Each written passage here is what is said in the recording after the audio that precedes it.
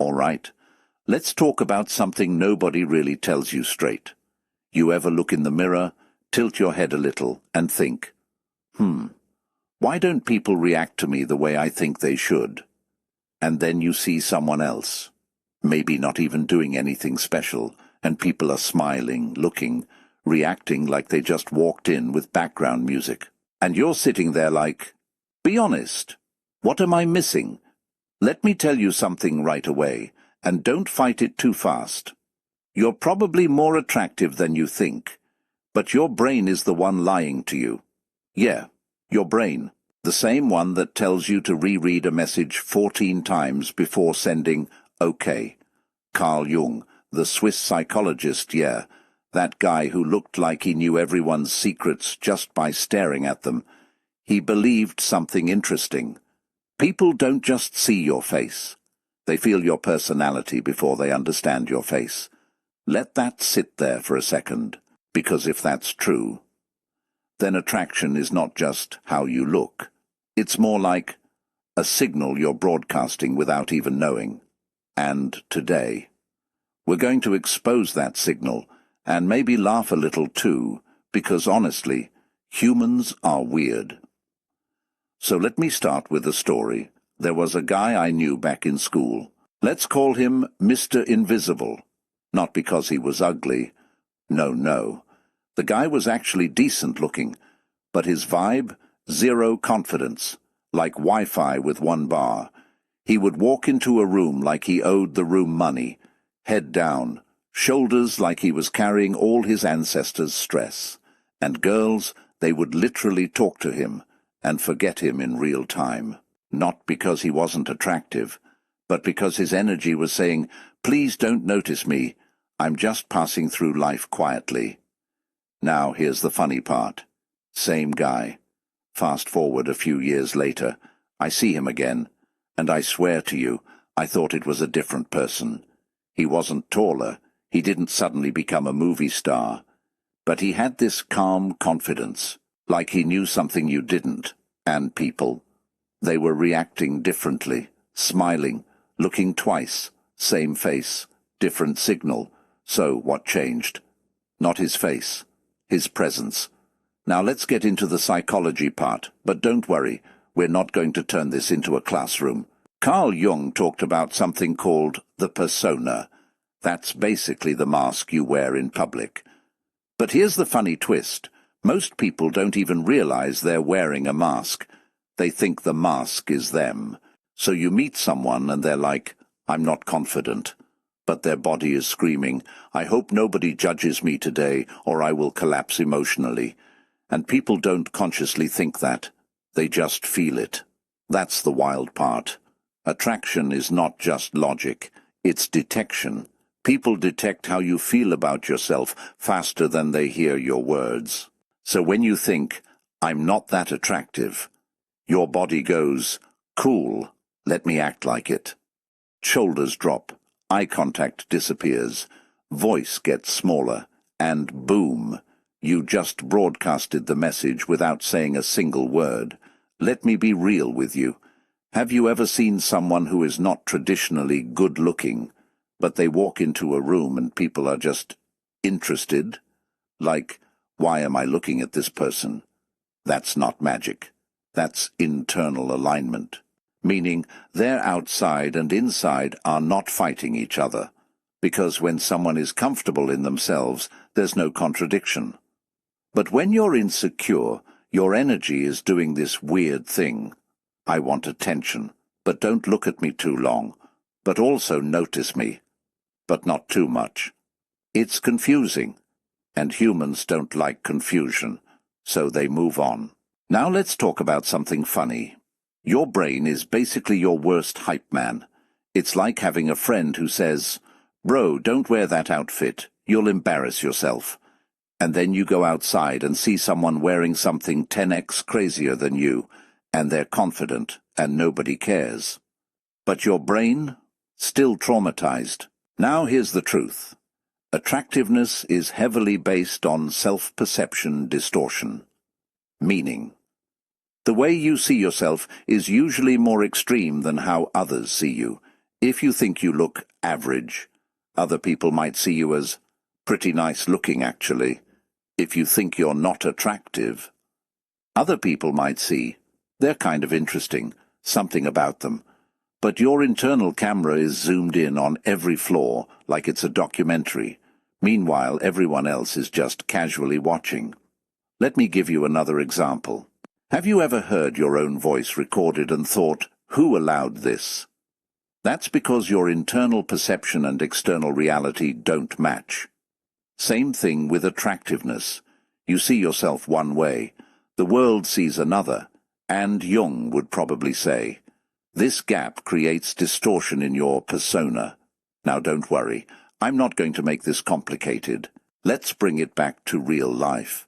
There was a time I met someone who was extremely socially anxious, and they told me something funny. They said, I feel like people can see that I'm awkward. And I said, relax.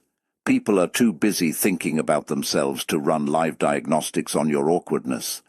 And it's true, most people are not analyzing you. They're analyzing how they are being perceived. So when you're insecure, you think it's visible like a neon sign, but to others it's just subtle signals, like low-volume radio. Now let's talk about something important. Attraction is not just physical, it's pattern recognition. People are constantly asking subconsciously, is this person comfortable in their own skin? Do they trust themselves? Do they seem like they would disappear if I stopped talking to them? That last one sounds funny, but it's real, because people are drawn to presence, not performance. And here's where most people mess up. They try to perform attractiveness, better clothes, better pose, better angle, better filter, but inside, still insecure. And that creates what I call visual noise. You look good, but something feels off, and people don't know why. They just feel it. Let me lighten this up for a second. You know that moment when someone takes 47 selfies just to post one, and then still says, I look bad in all of them. No, you don't look bad. You're just negotiating with reality at this point. Even reality is tired. Now, let's go deeper again.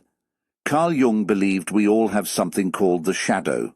That's the part of you you don't fully accept, the insecure parts, the weird thoughts, the things you pretend are not there. And here's the interesting thing. When you reject parts of yourself, it doesn't disappear. It leaks. It shows up in your behavior, like overthinking eye contact, overreacting to small things, forcing confidence instead of feeling it. Laughing too loud to cover nervousness. People don't see your shadow directly, but they feel the tension it creates, and that tension can reduce perceived attractiveness. Not because you're less valuable, but because your energy is divided. Now imagine someone who has made peace with themselves. Not perfect, not flawless, just okay with being human. They don't walk like they're trying to prove something. They don't speak like they're auditioning for approval. They just exist. And that just existing energy, it's powerful, almost unfair, because it makes other people relax around them. And when people relax around you, they start liking you more. That's psychology, not magic. Let me ask you something real quick. Have you ever met someone and thought, I don't know what it is, but I like being around them? That, I don't know what it is doing a lot of work. That's your brain detecting low tension, stable confidence, emotional safety, natural presence, all without them saying a word. Now let's bring it back to you. Yes, you, watching this. Let's remove the drama for a second. If you think you're not attractive enough, ask yourself this. Is it actually your appearance? Or is it the way you carry your appearance? Because those are two very different things. One is fixed, the other is adjustable in real time. Let me give you a funny truth. There are people out there who think they're not attractive, but they also refuse to believe that confidence changes perception. It's like saying, I don't like my handwriting, so I'll just write everything with my eyes closed. Doesn't work like that. Now, listen carefully. You don't need to become someone else. You don't need to become perfect. You just need to stop broadcasting rejection of yourself. Because people pick up on that faster than anything. And here's the irony. The moment you stop trying to be attractive, you often become more attractive. Because your energy stops chasing approval and starts owning presence. All right, let's bring this home in a fun way. Think of attractiveness like Wi-Fi. Some people have strong signal, some people have weak signal. Same device, different connection strength. And insecurity? That's like putting your phone in airplane mode and wondering why nobody is texting you. So if there's one thing I want you to take from this whole video, it's this. You are not being rated the way you think you are being felt. And that changes everything. Because the version of you that feels the most real is usually the most attractive one. Not the loudest, not the most edited, not the most carefully constructed like you're preparing for a job interview with life itself. No, it's the real one. The version of you that exists when you stop monitoring yourself every 3 seconds like you're under emotional surveillance. That version, people feel that, even when you say nothing. Even when you're just standing there pretending you're checking your phone, but actually wondering if you look awkward. And let me go a little deeper with this. If Carl Jung was sitting here right now, he probably wouldn't ask, "How do you look?" He wouldn't care about your outfit, your hairstyle, or whether you found the perfect angle for your photo. He would lean in a bit and ask something way more uncomfortable, something most people try to avoid their whole life. He would ask, what part of yourself are you hiding when people are looking at you? And I know, that question hits a little differently, because we all do it. We hide things, not always big dramatic secrets. Sometimes it's just confidence we don't feel safe showing. Sometimes it's joy we're scared we'll be judged. Sometimes it's softness we think will make us look weak. So we cover it, we compress it, we edit ourselves in real time. And here's the strange part. People don't see the thing you're hiding directly, but they feel the effort of hiding it. That tension, that hesitation, that I'm not fully here energy. That's what gets picked up. Not your flaw, but your resistance to being seen. Now, I want you to imagine something for a second. Imagine 2 people walk into a room. First person is constantly adjusting themselves, fixing their shirt, checking their phone, thinking about how they're being perceived. Second person just walks in. Not perfect, not flashy, just there, present, relaxed in their own existence. Now tell me honestly, who feels more attractive in that moment? It's usually not the one doing the most. It's the one doing the least internally, because they're not fighting themselves while trying to exist. And people feel that difference instantly. Even if they can't explain it, they just say, I don't know, there's something about them. That something is usually presence. And here's something funny most people don't realize. You are not being studied like a test paper by everyone you meet.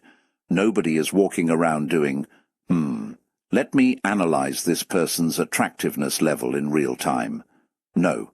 People are mostly thinking about themselves, their day, their problems, their own insecurities, their own overthinking. So when you assume everyone is noticing every flaw you think you have, you're basically giving yourself the main character role in a movie where you're actually just a background character in someone else's scene. Harsh, but freeing. Now let's bring it back to you again, because this isn't just theory. This is personal. There is a gap that almost everyone has. The gap between how you see yourself and how others experience you. And most of the time, that gap is bigger in your head than it is in reality. You might be thinking, I'm not interesting enough. But someone else is thinking, they're kind of calm. I like that. You might think, I'm awkward. But someone else is thinking, They're different, in a good way. Same person, different perception. Why? Because you have access to your internal narration. They don't. They only see the surface. And this is where things get really interesting. Because your internal narration can actually distort your entire presence if your inner voice is constantly saying, "Don't mess up. Don't look weird. Don't say something stupid."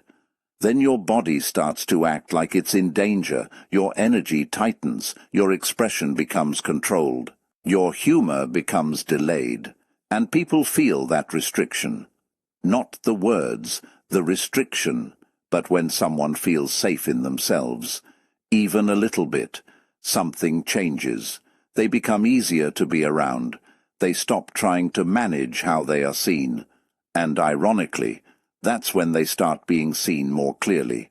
So let's land this plane in a real way.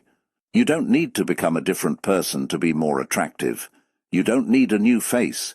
You don't need a perfect body. You don't need to turn yourself into some polished version of a human advertisement. What you actually need is less self-rejection in real time, less internal fighting, less editing yourself mid-sentence. Because the more you try to control how you're perceived, the more unnatural you become, and the more unnatural you become, the harder it is for people to feel you. And that's the secret here. You are not trying to be watched. You are trying to be felt. And people don't connect to perfection.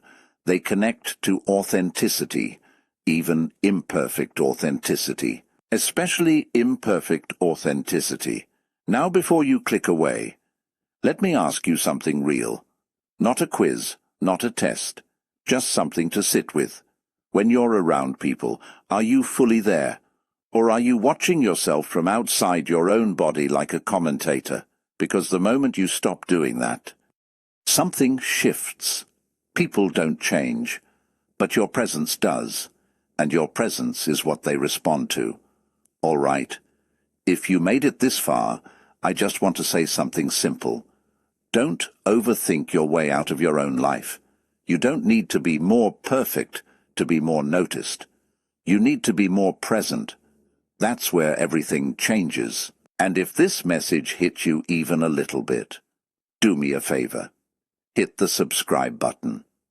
Not because it's a YouTube thing to say, but because we're building a space here where we talk about the things people usually overthink alone at night. And maybe next time we go even deeper into it. Because honestly, there's a lot more to you than you're currently showing the world.